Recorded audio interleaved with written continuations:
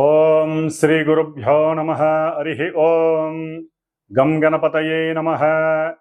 ఓం జ్ఞానానందమయం దేవం నిర్మలస్ఫటికాకృతిం ఆధారం సర్వవిద్యానాం శ్రీ హయగ్రీవముపాస్మహే. ఓం శరదిందు సమాకారే పరబ్రహ్మస్వరూపిణే వాసరాపీఠనిలయే సరస్వతీ నమోస్తుతే. ఆదిత్యాయ చ సోమాయ మంగళాయ బుధాయ చ గురుశుక్రశనిభ్యశ్చ రాహవే కేతవే నమః. నవగ్రహ దేవతాయే నమో నమః.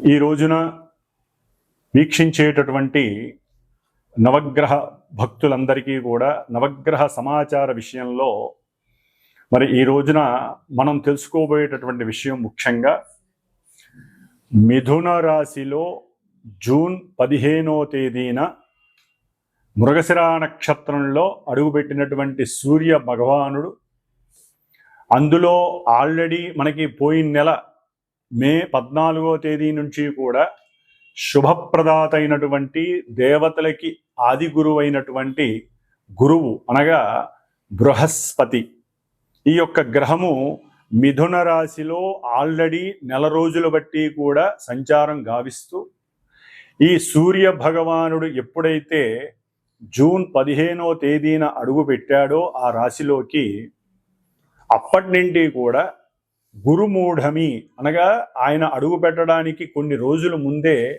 ఆ సూర్యుని యొక్క శక్తి అనగా ఆ యొక్క కిరణాల యొక్క వీక్షణ గురుని యొక్క వీక్షణలను అడ్డుకొని గురుమూఢమిగా మనకి తెలియజేయబడుతోంది శాస్త్రం.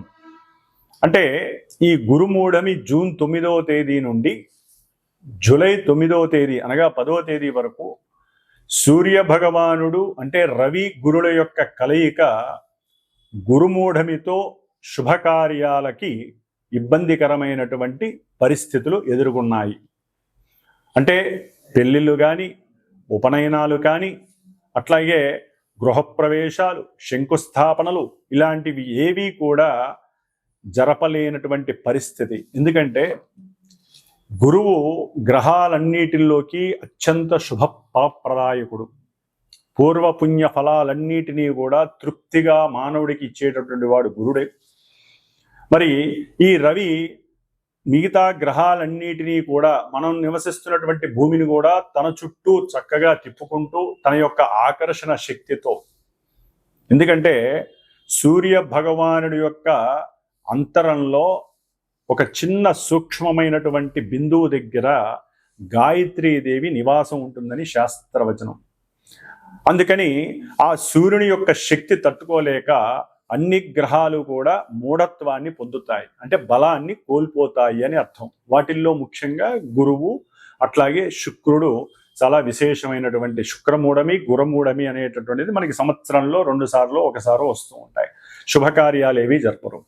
మరి అలాంటి సూర్యుడు, ఈ సూర్యుడు ముఖ్యంగా అధికారాన్ని, అట్లాగే కీర్తిని, హోదాన్ని, ఉద్యోగ దర్పాన్ని, ఉద్యోగ బాధ్యతలను, అట్లాగే పితృశాసనాన్ని అంటే తండ్రి యొక్క ఆశ్రయాన్ని కానీ, తండ్రి యొక్క ఆదరణని కానీ, పితృసేవా మార్గాన్ని కానీ, అట్లాగే హోదా, అట్లాగే కార్యశీలుడు అంటే ఎటువంటి కార్యాన్నైనా సరే అచంచలంగా, నిర్మోహమాటంగా, ముక్కుసూటిగా నిర్వర్తించేటటువంటి వాడు సూర్య భగవానుడు.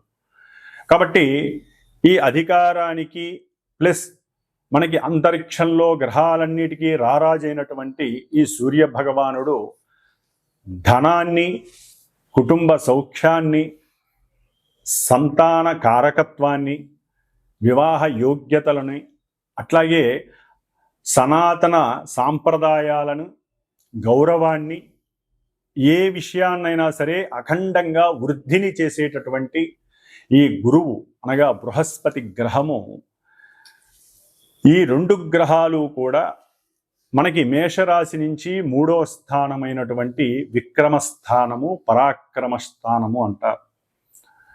ఈ యొక్క స్థానంలో రవికి చాలా విశేషమైనటువంటి సౌఖ్యకరం ఈ యొక్క క్షేత్రం. ఎందుకంటే ఇది మిత్రుడు, రవికి మిత్రుడైనటువంటి బుధుడు యొక్క క్షేత్రము.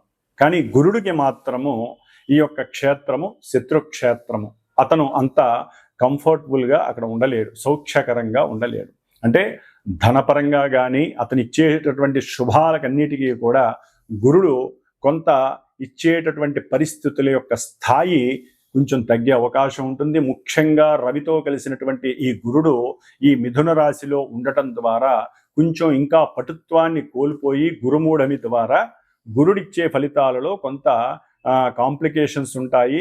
అట్లాగే కొన్ని ఇబ్బందికరమైనటువంటి పరిస్థితులు కూడా తలెత్తుతూ ఉంటాయి. మరి ఈ వ్యాపార క్షేత్రమైనటువంటి ఈ యొక్క మిథున రాశిలో రవి మరియు గురుడు రెండు కూడా మిత్రగ్రహాలు, అతిమిత్రగ్రహాలు. సూర్యుడికి గురుడికి కూడా మిత్రత్వం చాలా ఎక్కువ. మరి ఈ రెండు మిత్రగ్రహాలు ఈ బుధరాశిలో వ్యాపార క్షేత్రము అంటే లావాదేవీలు, వ్యాపారంలో ఎటువంటి లావాదేవీలైనా సరే ఈ యొక్క క్షేత్రంలో ధనకారకుడైనటువంటి గురుడు, అధికారాన్ని నాయకత్వాన్ని కలిగినటువంటి రవి, ముఖ్యంగా అది ఆ అధికారం అంటే అది పారిశ్రామికవేత్తలు కావచ్చు, లేదా రాజకీయ రంగంలో నిపుణులు కావచ్చు, రాజకీయ రంగంలో చతురతని చేసేటటువంటి పెద్ద పెద్ద నాయకులు కావచ్చు, ఏ పోస్ట్లో ఉన్నటువంటి వాళ్ళైనా సరే, అట్లాగే ముఖ్యంగా న్యాయస్థాన జడ్జీలు కావచ్చు, టీచర్లు కావచ్చు, వ్యాపారాన్ని ఈ సమయంలో సద్వినియోగం చేసుకునేటటువంటి వారు ఎవరైనా సరే ఈ రవి గురుల్ని ఏ విధంగా ఆరాధిస్తే మంచి జరుగుతుంది, శుభప్రదం అవుతుంది. ఈ నెలన్నాళ్ళు కూడా అంటే జూన్ 15వ తేదీ నుండి జూలై 15వ తేదీ వరకు 16వ తేదీ వరకు కూడా ఈ రవి గురుల యొక్క సంగమం అనేటటువంటిది, గురుమూఢం పక్కన పెట్టండి, సంగమం అనేటటువంటిది మనకి మేషరాశ్యాదిగా మీనరాశి పర్యంతం వారు ఉన్నటువంటి స్థానాలను బట్టి, వారు ఉన్నటువంటి మరి నక్షత్రాన్ని బట్టి, అట్లాగే వారికి ఉన్నటువంటి ఆధిపత్య స్థానాలను బట్టి కూడా వారు ఎన్నో రకాలైనటువంటి ప్రభావాలని మన జీవితంలో ఈ నెల రోజులు కూడా చూపించే అవకాశం ఉంటుంది. అందులో ముఖ్యంగా ఇంకొక చిన్న విచిత్రమైనటువంటి విషయం మనకి కనపడుతోంది. రాహువు. ఈ రాహువు కుంభరాశిలో ఉన్నాడు మహానుభావుడు. ఈ రాహువు తన యొక్క వక్ర దృష్టితో చక్కగా గురు మహానుభావుణ్ణి, మిథున రాశిని, వ్యాపార క్షేత్రాన్ని, ఇప్పుడు రవిని కూడా చూస్తున్నాడు రాహువు. గురుడు చూస్తే రాహు యొక్క నక్షత్రంలోకి మనకి మొన్ననే వచ్చాడు 14వ తారీఖున. అంటే గురుడికి రాహువుతో అత్యంత సంయోగ స్థితి నడుస్తోంది. దీనినే శాస్త్రరీత్యా గురు చండాలత్వ యోగము అని కూడా అంటారు. గురు చండాలత్వం మహాదోషప్రదం ఇది. అంటే సనాతన ధర్మాన్ని పక్కన పెట్టేటటువంటి తత్వం కలిగి ఉంటారు కొంతమంది జాతకులు. అట్లాగే ధనపరమైనటువంటి ఎన్నో అప్లికేషన్స్ అనేవి జరిగే అవకాశం ఉంటుంది. సెన్సెక్స్, షేర్స్ యొక్క విషయాలలో వృద్ధి జరిగే అవకాశం ఉంటుంది. కానీ కొంత వారి యొక్క జ్ఞానాన్ని కనుక సరిగ్గా యూజ్ చేయకపోతే మటుకు చక్కగా పతనం అయ్యేటటువంటి పరిస్థితి ఉంటుంది. ప్రపంచవ్యాప్తంగా ఈ యొక్క గురు చండాలత్వ యోగం అనేటటువంటిది షేర్ మార్కెట్ మీద కొంచెం ప్రభావితం చూపిస్తుంది అనుకోవటంలో తప్పు లేదు. అట్లాగే న్యాయస్థానాల్లో కూడా అబద్ధపు సాక్ష్యాల ద్వారా కూడా కొంతమంది తప్పు చేసిన వాళ్ళు బయటపడే పరిస్థితులు ఉంటాయి. దాని ద్వారా కూడా కొన్ని విపరీతమైనటువంటి పరిస్థితులు మనకు కనిపించే అవకాశాలు ఈ నెల రోజుల్లో కనిపిస్తున్నాయి. ముఖ్యంగా ఈ యొక్క మిథున రాశిలో రవి ఆరుద్ర నక్షత్రంలోకి వచ్చినప్పుడు, ఆల్రెడీ గురుడు ఆరుద్ర నక్షత్రంలో ఉన్నాడు, రవి చూస్తే కుజ నక్షత్రంలో ఉన్నాడు. ఈ కుజరాహువుల యొక్క సంయోగ స్థితి ఆల్రెడీ సింహరాశి, కుంభరాశికి నడుస్తోంది. ఈ విధంగా ఈ యొక్క నక్షత్రాల యొక్క ప్రభావం వలన రవి గురులకి కుజరాహు కేతు గ్రహాలకి సంబంధం ఉండటం ద్వారా ఆర్థికమైనటువంటి విషయాలలో చాలా జాగ్రత్తగా ఉండాలి. అట్లాగే అధికారులు కొంచెం జాగ్రత్త వహించటం మేలు. ఎందుకంటే మనం చెప్పే ప్రతి మాట, ఎందుకంటే 3వ స్థానం మిథునం అనేటటువంటిది కమ్యూనికేషన్ వ్యవస్థకి సంబంధించినటువంటిది. అంటే ప్రపంచ దేశాల మధ్య కమ్యూనికేషన్ వ్యవస్థలో ఎన్నో ఒడిదుడుకులు కలిగే అవకాశం ఉంటాయి. ఈ రాయబారులు ఉంటారు, అంటే మధ్యవర్తిత్వం చేస్తూ ఉంటారు, విదేశీ రాయబారత్వం అంటారు. వీరు గనక ఒక మాట అటు ఇటు గనక పొల్లు పోతే ప్రపంచ దేశాలకే అరిష్టాన్ని సూచించేటటువంటి యోగంగా గురుచండాల యోగం కనపడుతోంది. అట్లాగే రాహు యొక్క దృష్టి, గురువు యొక్క దృష్టి, ఆ అన్యోన్య పంచమ నమూకాల యొక్క దృష్టి కొంత అవయోగకరంగా మనం భావించాలి.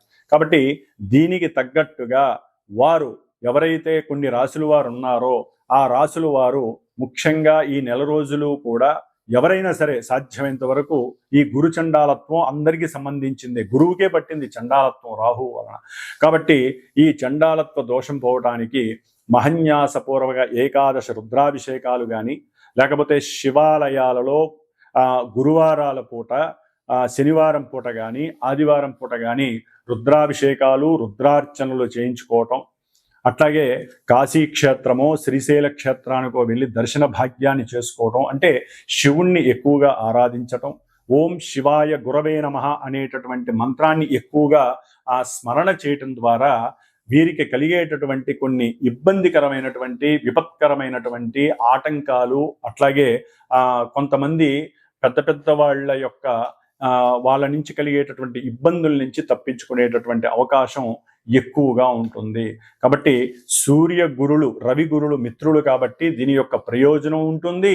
వాళ్ళు ఉన్నటువంటి ఆధిపత్య భావాలను బట్టి కొంత అప్రయోజనకరమైనటువంటి పరిస్థితులు కూడా ఈ నెల రోజుల్లో కూడా కొన్ని రాశుల వారికి కనపడుతూ ఉంటాయి.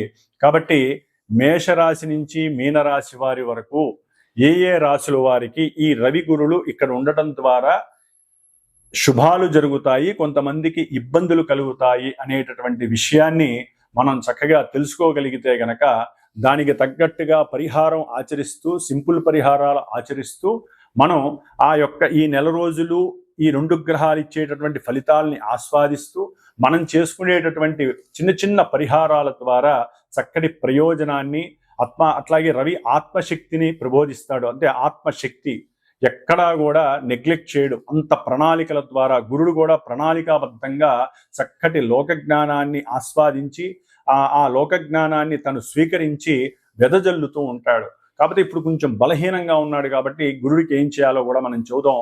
గురువుకి సంబంధించినటువంటి స్తోత్రాన్ని అందరూ కూడా ముఖ్యంగా దత్త ఆరాధన చేయటం, గానుగాపూర్ దర్శనం చేయటం ద్వారా కూడా గురువు ఇచ్చేటటువంటి నెగిటివ్ ఫలితాలు లేకుండా గురు చండాలత్వ యోగ దోషాన్ని మనం ఉపసంహరించుకొని, అట్లాగే ఈ యొక్క రాహు చేత చూడబడుతున్నటువంటి రవి గురుల యొక్క దోషాన్ని పోగొట్టుకునేటటువంటి పరిస్థితి దుర్గాదేవి ఆరాధన చేయటం ద్వారా కూడా రాహుని ఉపశమనం చేయటానికి అవకాశాలు ఉన్నాయి. కాబట్టి సాధ్యమైనంత వరకు అందరూ కూడా దత్త కవచాన్ని కానీ, దత్తాత్రేయుడి యొక్క గురు చరిత్ర పారాయణని కానీ ఈ నెల రోజులు కూడా వీలుంటే రోజుకి 1 పావు గంట కేటాయించి చదివినట్లయితే ఈ గురుగ్రహ జాతకులు కానీ, అట్లాగే గురువు యొక్క రాశులకి సంబంధించిన వారు కానీ, గురు నక్షత్రాలైనటువంటి పునర్వసు, విశాఖ, పూర్వాభాద్ర నక్షత్ర జాతకులు కానివ్వండి, ధనస్సు మీనరాశుల వారు కానివ్వండి, గురు మహర్దశలు, అంతర్దశలు, విదశలు జరుగుతున్న వారు